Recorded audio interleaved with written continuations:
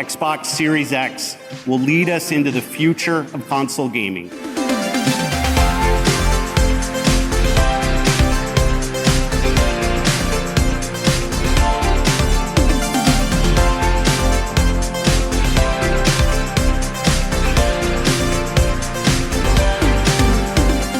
Hello next-gen gamers from around the world. This is Archimedes, the video game enthusiast from Germany, with my very first video with the Xbox Series X in my home. And you can hear it in my voice. I'm super excited and super happy to finally have that console in my hand. The next gen has started, my friends, and I do hope you all have been able to secure your Xbox of choice. All year we have been talking about this moment, the moment when the next gen Xbox is finally in our hands. And on November 10th, that moment has finally arrived and we all got to unpack our Xbox Series consoles and boot it up for the very first time. So obviously this video is going to be about the Xbox Series X, but since there are a ton of reviews already out there from influencers and media sites that have been getting an Xbox up front, this is not going to be a classic review.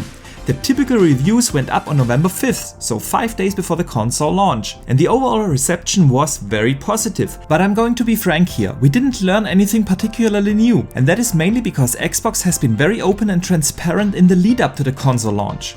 So we already knew about the technical features and how we can set up and prepare ourselves for the new consoles. And that's why I will not focus in this video on the specs of the Xbox Series X or what kind of ports you have on the console and so on. I want to give you an additional value to the classic reviews, and so this video is going to be game focused and not hardware focused. I will give you an impression of the games and gaming experience you will get on the new hardware. And by doing so I will put one question into focus. Is the gaming experience on the Xbox Series X transformative? So this video is kind of a mix in between mini reviews or first impressions for some of the biggest launch games like Assassin's Creed Valhalla, Watch Dogs Legions, Gears Tactics and 1 or 2 back-compat games, and the impression of a gamer who asks the question, what is new about the gaming experience and what makes it so special to play games on the new console? But before we go through all of that, I want to ask you for a favor. I put a lot of work into my videos and I try to grow my channel, so if you think you are enjoying what you see, then please consider to hit the like and subscribe button and turn on the notification bell to not miss out on future content. All of this does not cost you anything and is completely anonymous, by the way, but it helps me more than you think. And if you know someone who would enjoy this kind of content, please feel free to share it out. I really do appreciate all the support. And now let's see what it feels like to kick off the Xbox Series X generation.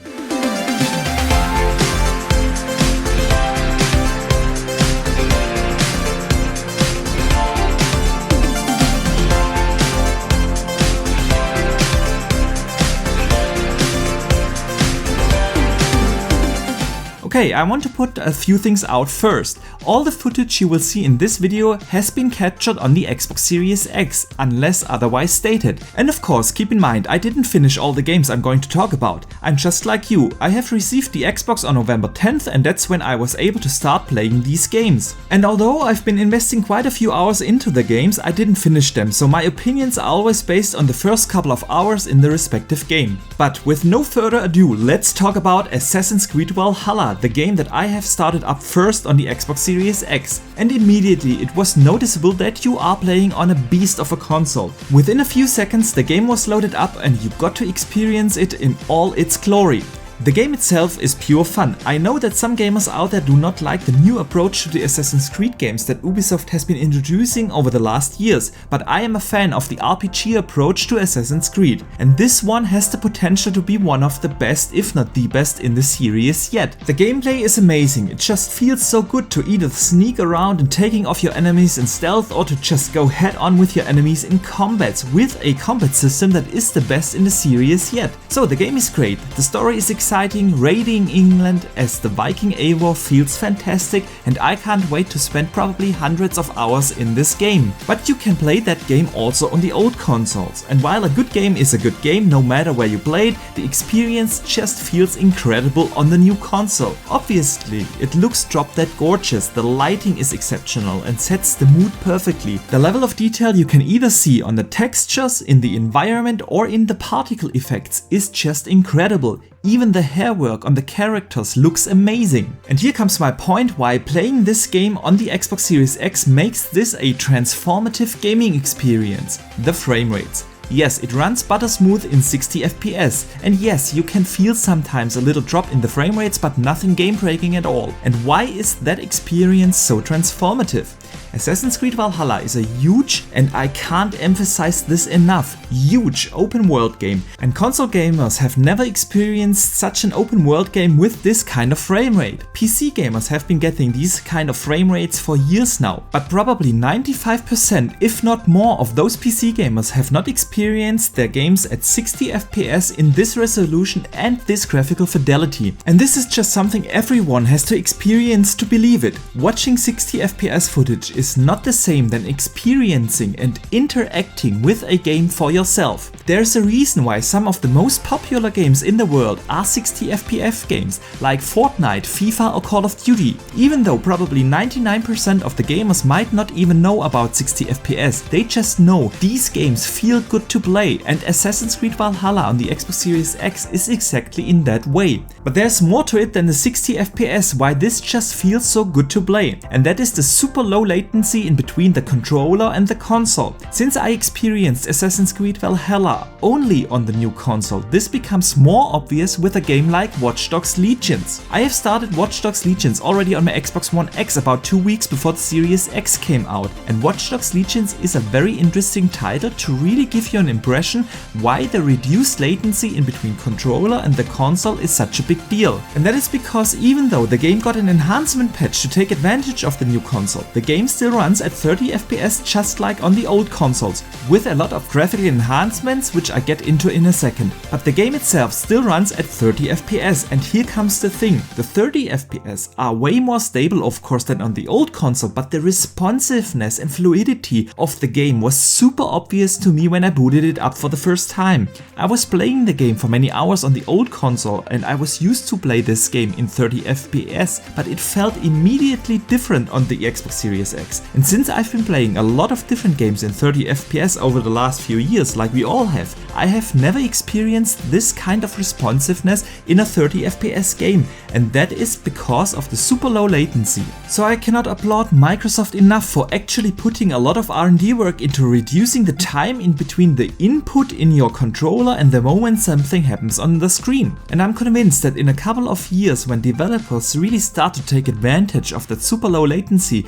games get even more responsive. But coming back to Watch Dogs Legions, like I said earlier, the game got a lot of enhancements on the visual side, and the biggest improvement of course being ray tracing. So look at this footage here, the game looks incredible. The reflections are very realistic, the shadow cast is amazing, and the game just has a certain realistic look to it. Of course, in the action, you won't pay attention whether a reflection on an object is realistic or not, but even though you might not pay attention to it, you will have the constant impression that lighting looks just super good in this game. And this is just the beginning of what ray tracing can do. Ray tracing is still relatively young in the gaming world. It has been out on PC for 2 or 3 years now, but the thing is, it was only available to very high-end graphic cards. So whether PC fans like to hear it or not, ray tracing was very niche in the gaming space so far, and that's why the developers have not been able to take the time and budget to optimize ray tracing algorithms. And now we have consoles in our homes for $500 and less, because even the smaller brother, the Xbox Series S, has some kind of ray tracing capabilities.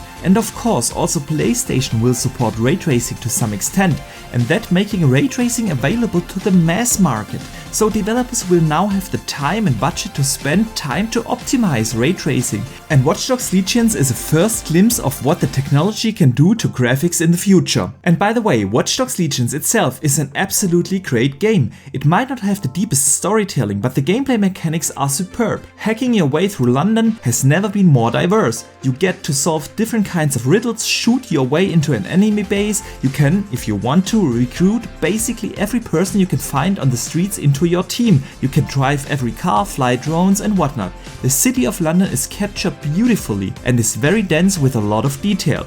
To be frank, I was really surprised by how much fun I do have with the game, and I highly recommend to give this game a chance. But getting back to the gaming experience on the Xbox Series X. The biggest critique about the Xbox Series consoles I have been hearing in reviews and on social media is that Xbox does not have first-party content ready at launch. Well, it might just be me, but I don't think this is such a big deal like some news sites want you to believe.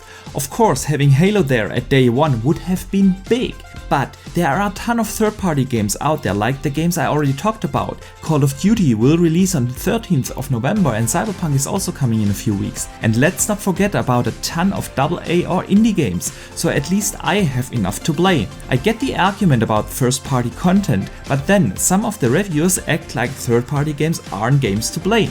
The problem in my opinion is not, and I have said this before, that Microsoft does not have the big new shiny AAA game at launch. The problem is that they haven't shown any gameplay from the games coming, but that's a topic for another video. And it isn't completely true that there are no first party games at launch. Gears Tactics fills that void. The thing is that this is a very uncommon genre on consoles. This is a turn-based strategy game, and the game was already released on PC a few months ago, and this is the console port now. But my first impression is that this is a great game. Strategy games are rare on consoles, but if they are done right, like in Halo Wars 2, they can be a blast, and Gears Tactics looks, from my first impressions, like a great game on console. And I'm definitely going to play a lot more of this game in the next few weeks. The thing is, this is not an obvious showcase for the next-gen experience, but if you look closer, it has a lot to offer. Load times are great, it looks super sharp, the lighting and particle effects look amazing, you can really tell that the Coalition and their partners are masters of the Unreal Engine, and this game runs smooth and the responsiveness of the controls is absolutely noticeable.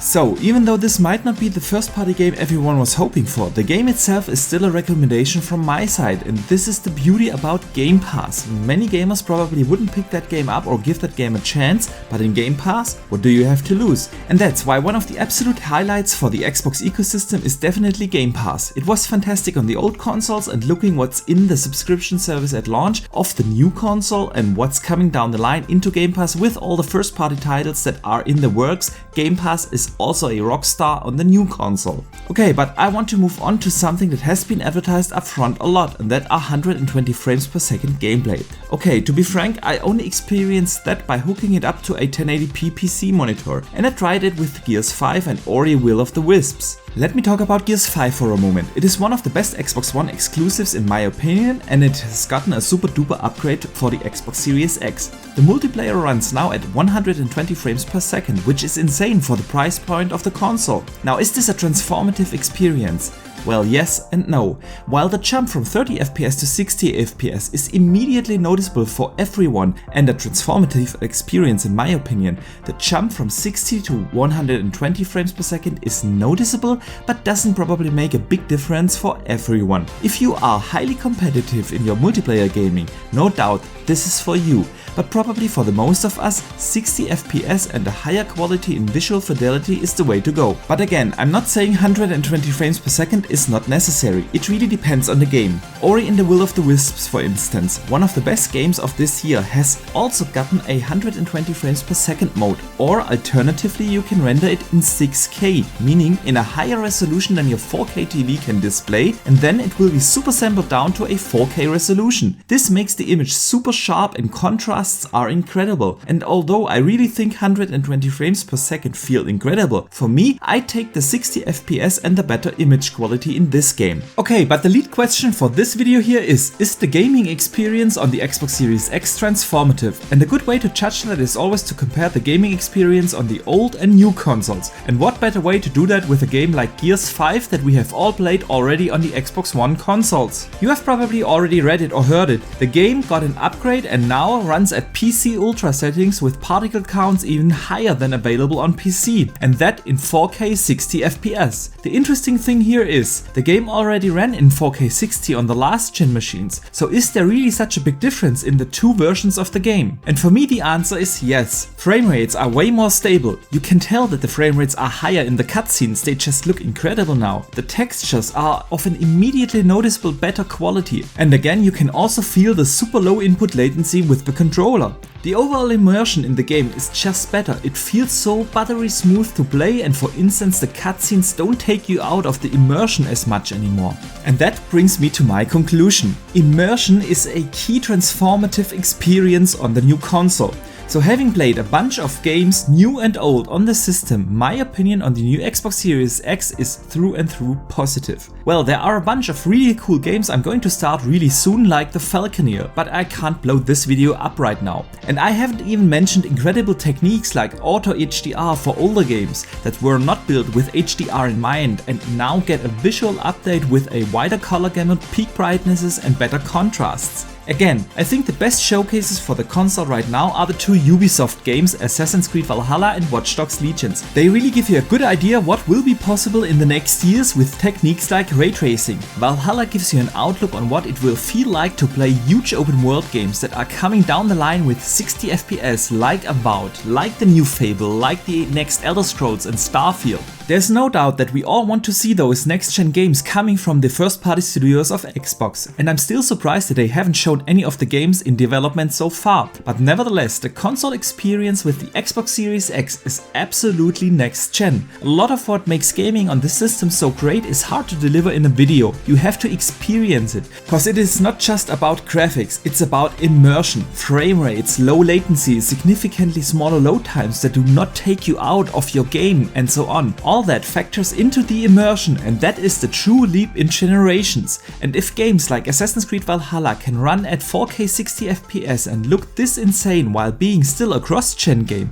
I can only imagine what games will look like in 2 years when the developers take full advantage of all the technology and the features that are in the box. Seeing just how good all these games today already look, run and feel on the new system makes me confident that we do have an incredible generation coming. But for now, I want to thank you for making it all to the way to the end of this video. And if you did so, let me know in the comments below by putting in the comments "Next Gen Rocks." And don't forget to hit the like and subscribe button and maybe even the notification bell. And before I want to send you off and let you all enjoy the next-gen consoles, I do have one announcement to make. Bookmark Monday the 23rd of November in your calendars. That day I'll be doing my very first live show here on my YouTube channel. I'm not going to start a regular podcast as of now. This show will be a one-time thing, but I have gathered a panel of superstars from the gaming community and we will review the last generation, the Xbox One and PlayStation 4. I will give you more details very soon. But for now, I hope you enjoyed this video and please let me know in the comments below, how were your first days with the new consoles? Do you think the gaming experience on the Xbox Series X is transformative? And besides here on YouTube, you can also hit me up on Twitter, where I share a lot of opinions and gaming discussions. But for now, thank you very much for watching, I see you the next time and game on!